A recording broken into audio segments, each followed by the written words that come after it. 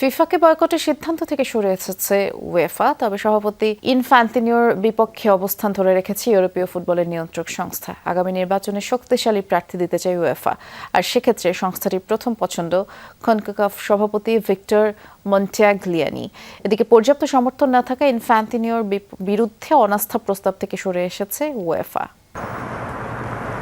বিশ্বকাপের মালিকানায় বেসরকারি বিনিয়োগ আনার পরিকল্পনা আর ফিরছে না, এমন নিশ্চয়তা পেয়ে ফিফা বয়কটের সিদ্ধান্ত থেকে সরে এসেছে ইউরোপীয় ফুটবলের নিয়ন্ত্রক সংস্থা উয়েফা। ফলে মাঠে গড়াতে যাচ্ছে পোল্যান্ডে অনুষ্ঠিতব্য ফিফা অনূর্ধ্ব-20 নারী বিশ্বকাপ, যেখানে অংশ নেবে England, France, Italy, Portugal, Spain সহ ইউরোপের 6টি দেশ।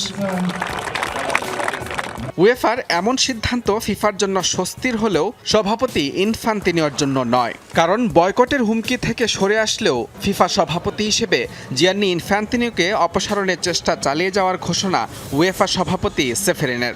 এমনকি আগামী মার্চে ফিফা নির্বাচনে ইনফ্যান্তিনোর বিরুদ্ধে লড়ার জন্য একজন যোগ্য প্রার্থী খুঁজে পাওয়ার বিষয়ে বেশ আত্মবিশ্বাসী উয়েফা। বিশেষ করে কনকাকাফ সভাপতি ভিক্টর মন্টাগ্লিয়ানিকে বিবেচনা করা হচ্ছে জোরালো বিকল্প হিসেবে। অবশ্য সভাপতি নির্বাচিত হতে হলে 211টি সদস্য দেশের মধ্যে 106টি সমর্থন প্রয়োজন, ফলে হাড্ডাহাড্ডি ভোট হওয়ার সম্ভাবনা প্রবল। আর তাই ইনফ্যান্তিনোর বিপক্ষে অনাস্থা ভোট আদায়ের চিন্তা থেকে সরে এসেছে উয়েফা। এই প্রস্তাব পাশ করার জন্য 3/4 সদস্য অর্থাৎ 159টি ভোটের প্রয়োজন, যা রীতিমতো অসম্ভব। এদিকে বয়কটের সিদ্ধান্ত থেকে উয়েফা সরে আসাকে ফিফা ও ইনফ্যান্তিনোর জন্য নৈতিক জয় হিসেবে দেখা হচ্ছে, যা আসন্ন নির্বাচনে বাড়তি আত্মবিশ্বাস দেবে জিয়ান্নি ইনফ্যান্তিনোকে।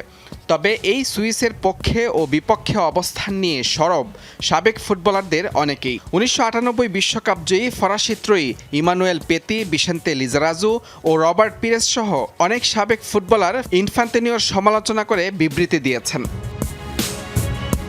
বিপরীতে ব্রাজিলের বিশ্বকাপ জয়ী অধিনায়ক কাফু, ইতালির সাবেক স্ট্রাইকার ক্রিশ্চিয়ান ভেরি, পর্তুগালের সাবেক অধিনায়ক পেপে কিংবা আর্জেন্টিনার এস্তেভান ক্যাম্বিয়াসও প্রকাশ্যে সমর্থন জানিয়েছেন ফিফা সভাপতিকে।